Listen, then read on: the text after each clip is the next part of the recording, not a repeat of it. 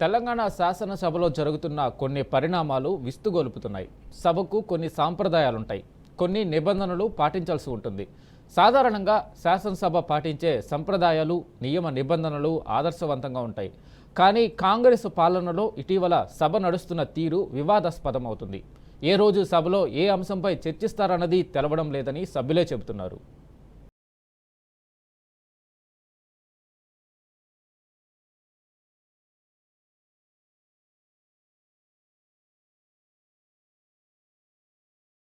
Assembly సంప్రదాయాలను బట్టి సభ జరగడానికి ఒకరోజు ముందు ఎజెండా కాపీలను సభ్యులకు పంపిణీ చేయాల్సి ఉంటుంది.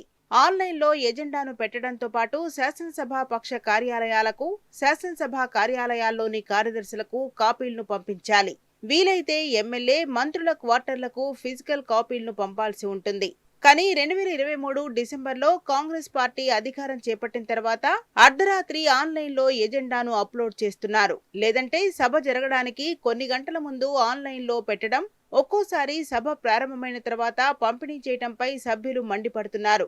అప్పటికప్పుడు ఎజెండాను ముందు పెడితే ఎలా ప్రిపేర్ కావాలి, ఎలా మాట్లాడాలి అని రుసరుసలాడుతున్నారు. అధికార పక్షం సంప్రదాయాలు, నియమ నిబంధనలను పాటించని పరిస్థితులు ఏర్పడుతున్నాయని సభా వ్యవహారాలను సుదీర్ఘంగా గమనిస్తున్న సీనియర్ సభ్యులు, నిపుణులు చెబుతున్నారు.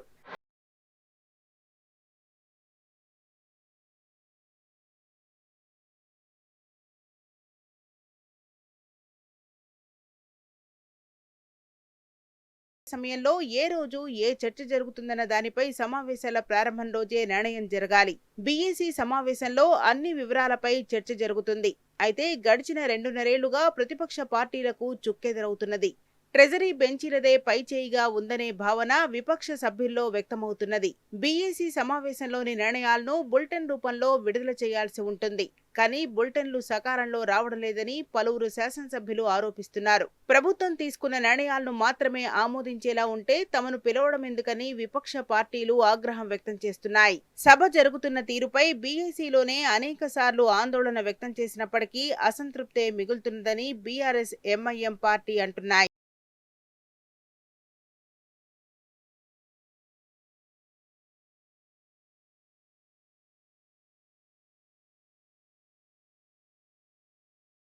చరిత్రలో గతంలో ఎన్నడూ లేని విధంగా 0 అవర్తో శాసనసభ సమావేశాలు మొదలవుతున్నాయి.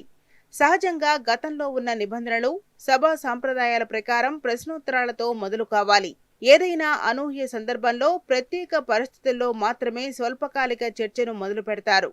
కానీ ఇప్పటి వరకు తెలంగాణలో తప్ప ఏ రాష్ట్ర శాసనసభ సమావేశాలు కూడా 0 అవర్తో మొదలు కాలేదంటే అతిశయోక్తి కాదు. పైగా 0 అవర్ను గంటల తరబడి కొనసాగించినా అప్పటికింకా అసలు ఎజెండా ఏమిటో తేలలేదని సీనియర్ సభ్యుడొకరు చెప్పారు. ఎంతో విలువైన శాసనసభ సమావేశాలను ఎజెండా తేల్చకుండానే అధికార పక్షం మొదలు పెడుతోందని అసంతృప్తిని వెళ్లగక్కారు. మరోవైపు 0 అవర్లో ప్రస్తావించే అంశాలను మంత్రులు నోట్ చేసుకుని ప్రశ్నలు అడిగిన ఎమ్మెల్యేలకు సమాధానాలను పంపించాల్సి ఉంటుంది. కానీ అలా ప్రభుత్వ వర్గాల నుంచి జవాబులు రావడం లేదని పలువురు ఎమ్మెల్యేలే చెబుతున్నారు.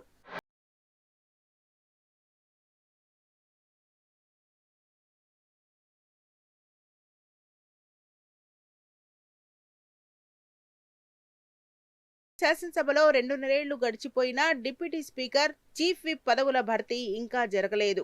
Deputy speaker petition committee chairman గా కూడా ఉంటారు. అనేక సమావేశాల్లో ఆయన పాల్గొనాల్సి ఉంటుంది. కానీ 2.5 ఏళ్లైనా డిప్యూటీ స్పీకర్ పదవి భర్తీ చేయలేదు. చీఫ్ విప్ పదవి కూడా ఇంకా ఖాళీగానే ఉన్నది.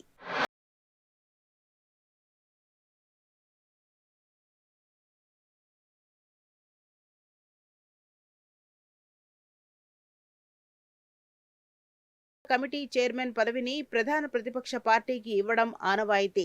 చైర్మన్ ను ప్రతిపక్ష నేత సిఫారసు చేస్తారు.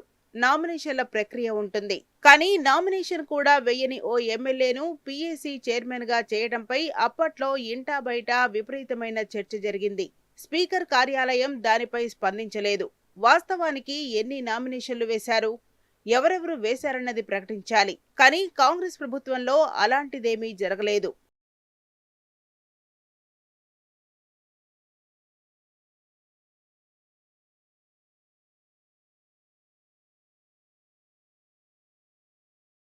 రాష్ట్రంలో ప్రభుత్వం మారి దాదాపు 2.5 ఏళ్లవుతున్నది. ఇప్పటి వరకు ఆర్థికపరమైన అంశాలతో ముడిపడిన 3 కమిటీలను మాత్రమే ఏర్పాటు చేశారు. మరో 18 కమిటీల వరకు ఏర్పాటు చేయాల్సి ఉంది. అత్యంత ముఖ్యమైన వెల్ఫేర్ కమిటీలను కూడా అధికార పక్షం ఇప్పటి వరకు ఏర్పాటు చేయలేదు. ఎస్సీ, ఎస్టీ, బీసీ, మహిళా, మైనార్టీ తదితర కమిటీలు పెండింగ్ లో ఉన్నాయి. కమిటీలను వేస్తే ఆయా సంక్షేమ శాఖలపై సమీక్ష చేసే అవకాశం ఉంటుంది. కానీ అనేక కమిటీలు లేకుండానే 2.5 ఏళ్లు గడిచిపోయాయి. ప్రతిపక్ష పార్టీలకు చెందిన ఎమ్మెల్యేలు అనేక సార్లు ఈ అంశాన్ని ప్రస్తావించినా ప్రభుత్వం స్పందించలేదు.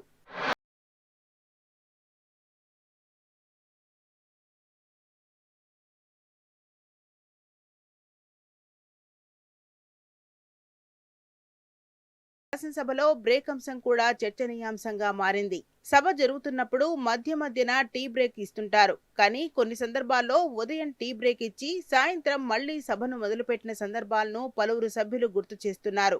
ఎజెండా లేకనే సభను వాయిదా వేస్తున్నారని బీఆర్ఎస్ సభ్యులు ఇటీవలి కాలంలో పలుమార్లు ఆరోపించారు. బ్రేక్ ఇచ్చినా మళ్లీ ఎప్పుడు సభ మొదలవుతుందో ఎవ్వరికీ తెలియని పరిస్థితి ఉందని శాసనసభ లాబీల్లో ఎమ్మెల్యేలు చెబుతున్నారు.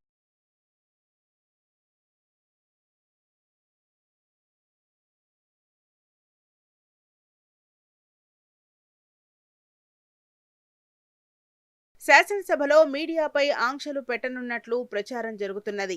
లాబీల్లోకి మీడియా ప్రతినిధులను అనుమతించడం తరతరాలుగా వస్తున్నది. ఈసారి కొంత కట్టడి చేయాలని ప్రభుత్వం చూస్తున్నట్టు తెలుస్తున్నది. శాసనమండలి హాలును అసెంబ్లీ హాలు వైపు తరలించడంతో నెలకొన్న స్థలాభావంతోనే ఇలా చేస్తున్నట్టు చెబుతున్నారు. కానీ వ్యూహంలో భాగంగానే తమను రాకుండా చేస్తున్నారని మీడియా ఆరోపిస్తుంది.